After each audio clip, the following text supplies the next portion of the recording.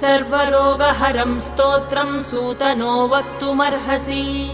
श्रीसूत उवाच शृणुध्वं ऋषयः सर्वे नैमिषारण्यवासिनः तत्त्वज्ञानतपोनिष्ठाः सर्वशास्त्रविशारदाः। स्वयंभुवा पुरा प्रोक्तं नारदाय महात्मने तदहं सम्प्रवक्ष्यामि श्रोतुं कौतूहलं यदि।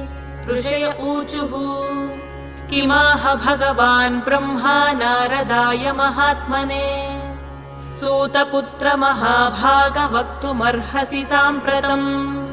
श्रीसूत उवाच दिव्यसिंहासनासीनं सर्वदेवैरभिष्टुतम् साष्टाङ्गं प्रणिपत्यैनं ब्रह्माणं भुवनेश्वरम्।